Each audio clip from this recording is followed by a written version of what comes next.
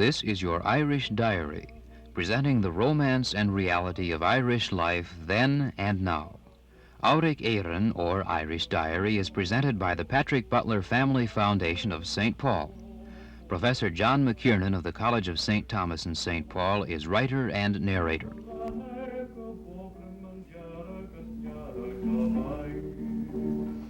This represents one of the more fantastic elements in the history of Ireland. This is the Fenian Invasion of Canada. The 60s, the 1860s in Ireland were a most interesting period. A great deal happened, and some of the things that happened are a bit hard to believe. You may not have heard of them before. One of these was the Fenian Invasion of Canada, and another, what we might call an invasion of England. All of this in the 60s. Let me review with you that history. Just a few years before the 60s opened, in Ireland and in America, a new organization was born, an organization devoted to the overthrow of the English government, not now by persuasion, but by force. And then, in 1861, a funeral moved the country greatly. This was the funeral of a man who had fought against the English in the Young Ireland movement of 1848. He came to America, died here, and his body was returned to Ireland. And everywhere it went, he died in San Francisco, and as the body came across the states, it received an extraordinary welcome and commemoration in all the Irish cities, and in New York City as much, if not more, than any other place on this continent. In New York City, Archbishop Hughes blessed the body. It was then shipped to Ireland, and when the body reached Dublin, again, thousands upon thousands of people turned out to see the body, at least the coffin, of this fighter of the previous generation. The Cardinal of Dublin forbade the body to be received in the Dublin churches. And the bishops themselves were quite opposed to this fervor, this national stirring, because it boded trouble. But the people who turned out had their, shall we say, nationalism or their nationalistic feelings stirred very, very greatly. This was November 61. Then in 1863 was founded a revolutionary newspaper called the Irish People. John O'Leary was one of the founders, and you remember he's mentioned by William Butler Yeats in one of the modern poems. Charles Kickham was another, and you may have read some of his novels. At any rate, the Irish People was established in 1863, and in 1865 it had already incurred so much of the wrath of the government, that means the English government, that it was suppressed and its chief lights were jailed. And at this time also was jailed James Stephens, the mover in this new movement. James Stephens, the leader of the Fenians. Now, who were the Fenians? Well, the name was given to them to remind the Irish of Finn MacCool and his Fianna back in the, 3rd century, 4th century AD. It was deliberately given to them to stir in their minds this association with a great past. Well, the Fenians were men in the 1860s who pledged themselves to the overthrow of British rule. Therefore, 1865 is a critical year in Ireland because the English government has become fearful enough of the Fenians to want to clap them in jail for sedition, to want to round them up, and so on. Of course, for 2 or 3 years, the government, through its detectives and espionage activities had been following very closely the activities of the leaders. James Stephens, then, the head man of the whole movement, was thrown in jail, and the government breathed a sigh of relief.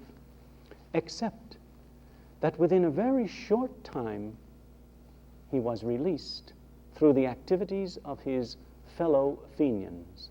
In other words, something was desperately wrong from the English viewpoint, desperately wrong, when one of their strongest jails and one of their most heavily guarded Fenians could escape.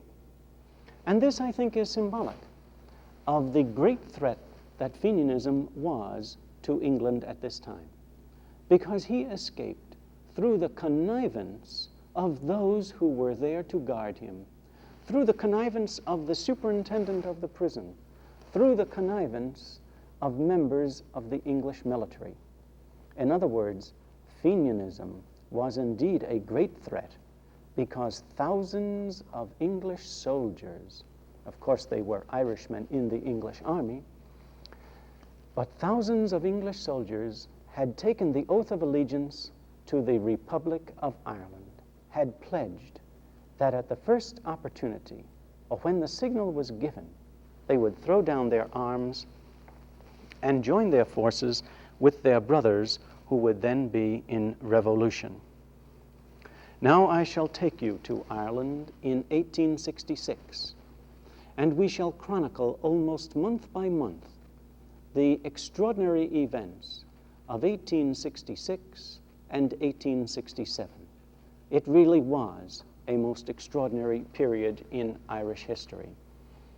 The English garrisons in Dublin and the rest of the country were being strengthened greatly. For instance, in Dublin, this is the Pigeon House Fort, which guards the Dublin Bay, and indeed many of you may have seen this. And here are English troops marching in to strengthen that particular post, very fearful indeed that the Fenians might take it over. And one of the English newspapers of this period mentions the audacity, and that is their word, the audacity that while Fenian trials were going on, the Irish revolutionaries were still manufacturing their arms. At 18 North Ann Street in Dublin, for instance, a party was so taken. Habeas corpus was suspended at this period, and in March, cavalry were kept saddled on the alert to sally forth any moment if necessary. Wholesale arrests came at this particular period, and we have the prisons crowded, overflowing, the Irish prisons, not only in Dublin, but in other parts of the country. And this particular scene that you see before you is a court-martial following upon the defection of English troops from their allegiance to the Queen. This was most extraordinary, that at this particular time in the history between the two nations, so many thousands of men in the armed services of Britain had already forsworn their allegiance. It's something that really struck a chill down the spine of England, and we can well understand that. Troops upon troops arrived. Court-martial was set up. We are now in the month of March, and Coldstream Guards have come over to Ireland from Liverpool. The numbers and the armaments of the English forces in Ireland have been drastically increased. It might be interesting as an aside to remind all of you that, of course, all of this was charged to the Irish Exchequer. So that we continue then, and we find the prisons in Cork, for instance, this particular illustration is in Cork, the prisons in Cork and the prisoners in Dublin, prisoners in Limerick, all over the country now, the prisons are bursting. They are filled to overflowing, and other kinds of, shall we say, other resources are being employed to hold these prisoners. Martial law has been declared now for the greater part of the whole country. We must remember this, and it is only March, as it were.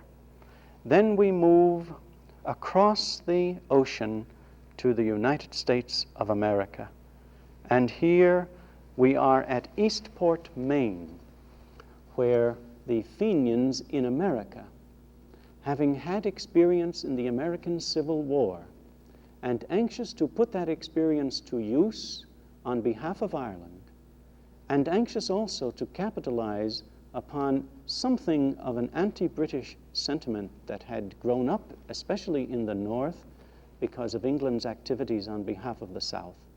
Anxious to capitalize on this and their experience, they are now seeking to invade Canada.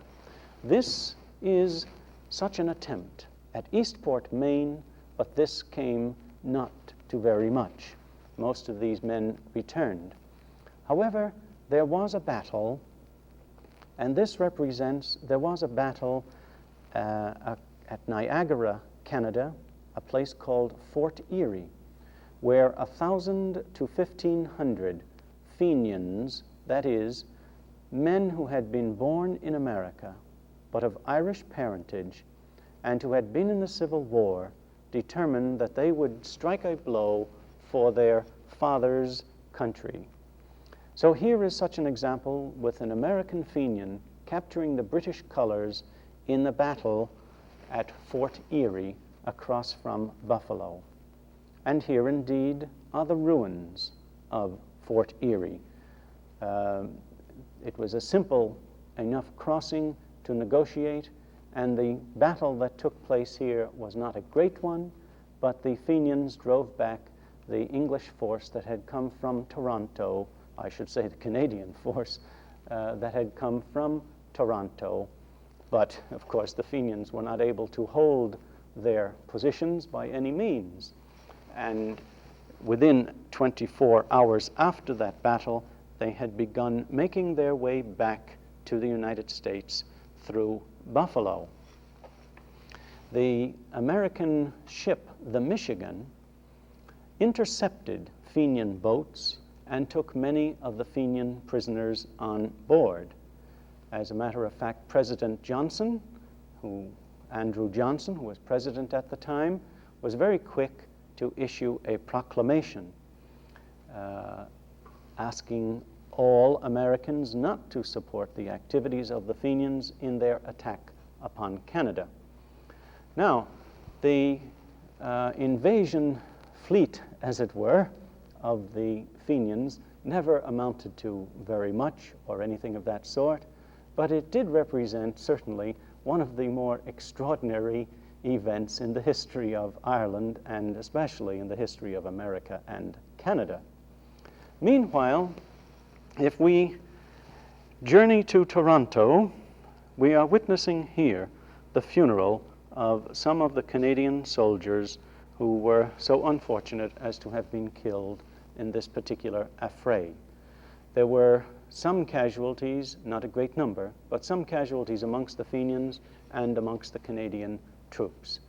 So this was the unfortunate consequence of this battle, that there were some dead men and some wounded men on both sides, and no practical gain, perhaps.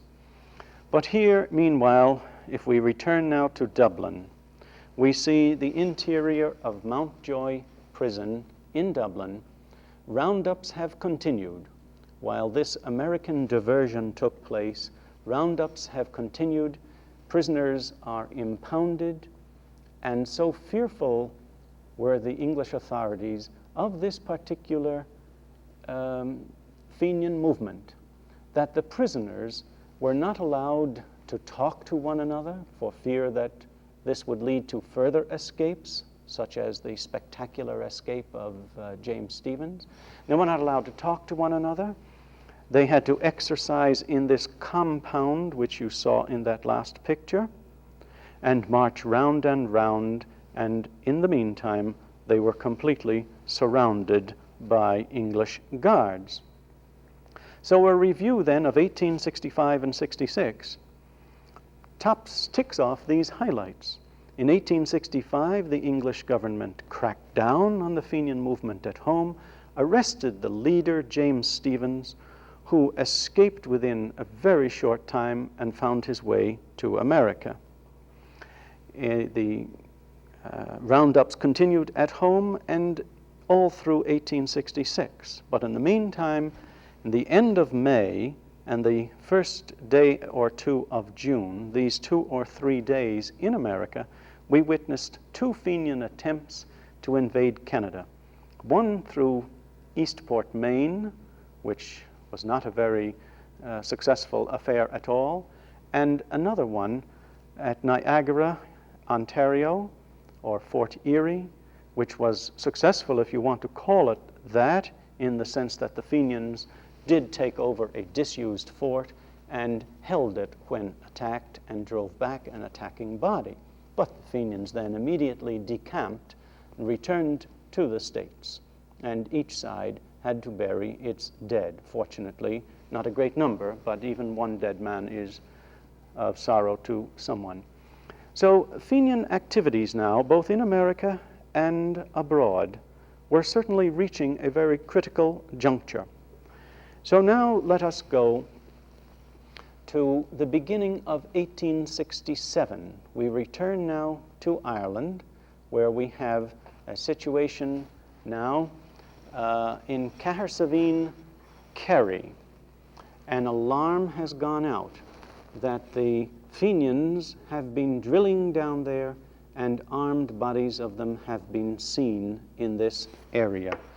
Many of you have visited Cahersiveen on your trips to Killarney, perhaps, but a beautiful village, rather peaceful looking here to be the scene of armed activities.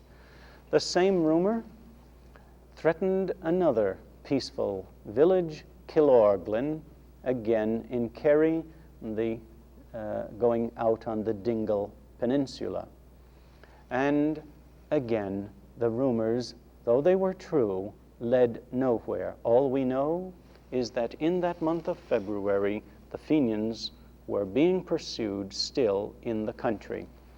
And again in Dublin, this time with the suspension of habeas corpus, hundreds and hundreds of people were rounded up, often in one day. And it is extraordinary to mention that as soon as the habeas corpus suspension went into force, Irish Americans, or anyone who looked like an American in Dublin, was picked up at once. Many of them given an opportunity to leave the country immediately, or the threat of remaining in jail now for an indeterminate period. Now, the reason for picking up anyone who looked like an American was because the Fenian activities were being financed, really, from America. Now, in the next month, in March, we had an attack upon this police barracks. Now, the police stations in Ireland are still called barracks, and this is a hangover from the English government days, because they were really more military than police. The Royal Irish Constabulary, RIC, were expected to be a semi-military force, at any rate, let us put it that way. And this particular place in Tallaght shows the encounter here at dusk between a group of English soldiers, whom you see firing now, upon a group of Fenians who had attacked the police barracks in order to get arms, of course. Now, in other parts of the country, we had the same sort of thing. In Kilmallock, for instance, in Limerick, we had attacks that were more successful. in the sense that the Fenians did more damage and actually did capture some arms. And one of the more tragic sidelines is evidenced in this particular picture, which is an inquest of the government. That means the English court, although it is in Ireland. This is the court in Limerick. The inquest upon a young Mr. Cleary, a medical student who had been shot accidentally by one of the police bullets. In the meantime, of course, the military were scouring the country. Sir Alfred Horsford had arrived from England with reinforcements, and here we see them in Tipperary, scouring around the country, and here taking refreshments at Dundrum, where there had been another Fenian attack. The snow rather hampered activities in some of those areas, but here we see again the damage done in one of these attacks. The soldiers, however, were out night and day, and eventually, of course, they were able to so disturb the Fenian activities that the Fenians couldn't at all unite. And in the Tipperary Mountains in particular, as this illustration shows, the search was very, very thorough because of the threat, really, from Tipperary. Now, it so happened that on the 1st of April, what you have just witnessed was March, and early in April, I've forgotten the exact day, a General Thomas Burke was arraigned in Dublin. Thomas Burke, general in the Fenian command, and a man who was very well spoken of indeed by his enemies. They were quick to note that he was well dressed and he spoke with a calm assurance. There's nothing like that, you know, to impress people, I suppose. At any rate now, those were the early months of the year of 1867 in Ireland. But the Fenian Rising blew over. The government troops, that is the English troops, were much too much for the Fenians to cope with. It made it impossible, really, for them to assemble, and there were other difficulties too, including that most unusual snowstorm. Indeed, it's quite unusual for Ireland to have that much snow, and it came at a critical juncture when the Fenians were organizing their revolution. Now, let us go to England. Now you see the Fenian activities in America, in Ireland, and in England. And if we go to England, we observe that in the city of Chester, early in the year of 1867, while these other activities which we have just seen in Ireland, while those other activities were on foot, early and contemporaneous with them, there had been a Fenian plot to take over Chester Castle in Chester, which was the storage place of about 9,000 small arms and one or two pieces of artillery and an untold number, I think somewhere around 40,000 rounds of ammunition. Well, this was nipped in the bud. Thousands of Fenians had infiltrated the city, but their infiltration had been observed, and they were fortunate indeed to escape. So nothing really significant happened until the fall of 1867. In September of 1867, an attempt was made in Manchester, England, to capture two Fenian prisoners. A Colonel Kelly and a Captain Deasy were in this particular van, which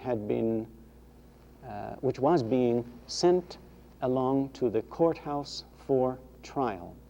The Fenians were successful in rescuing their prisoners, despite a large guard that surrounded this particular van. However, in blowing open the lock on the van, they unfortunately killed a Sergeant Brett inside who at that moment was peeking out through the keyhole. This was the only death, but it was most unfortunate. The Fenian suspects who were picked up at this time were tried in Manchester and heavily guarded at all times. Here you can see the vast number of soldiers guarding them as they are being brought to the court for trial. And these men, of course, were executed. They were hanged, even though there were some outcries from English men like John Bright, who protested that the executions were not just because the animosities of the population precluded a fair trial. And the poet Swinburne also spoke out against them. Nonetheless, these men were executed, Allen, Larkin, and O'Brien. And then, to move to another English city, to move to London, where a great trial was in progress, and further commitments made now to the detention house at Clerkenwell, we find the Fenians at night blowing this wall down, the wall of the prison. This wall, which was 25 feet or thereabouts high and several feet thick, was blown down at night by a charge of gunpowder. Again, a rescue attempt to bring back to the Fenian ranks the prisoners who were in jail. So we note now that this activity in the 60s had its, should we say, its ramifications in America, England, and Ireland. Now, by focusing just on those years, 1865, 66, and 67, we get some idea of the organization, of the strength, and of the attempts of one Irish revolutionary movement. It was not, of course, successful in its immediate attempts. That is, many of those Fenians, some of them were hanged, for instance, Allen, Larkin, and O'Brien, who were arrested because of complicity in the Manchester rescue attempt. These three were hanged. Others were hanged, and many more given life sentence or 20 years and 10 years at hard labor. One of these, O'Donovan Rossa, in his autobiography, tells us how for weeks at a time his arms were chained behind his back, and he had to eat his food as best he could out of a plate, much as an animal might. Now, the attempt failed in its immediate consequences, and yet the Fenian effort impressed England more than the Irish famine had or anything else. It impressed England with Ireland's serious need for reform. And the English Prime Minister, Gladstone, remarked himself that it was these Fenian attempts that made him conscious of the injustice of English rule in Ireland.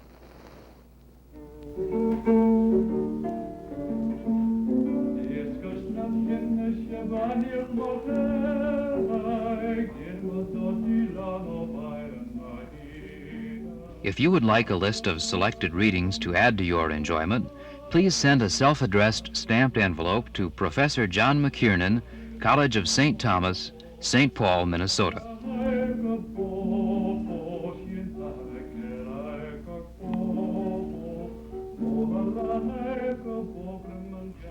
This program has been presented as a public service by the Patrick Butler Family Foundation and produced at KTCA-TV, Minneapolis, St. Paul.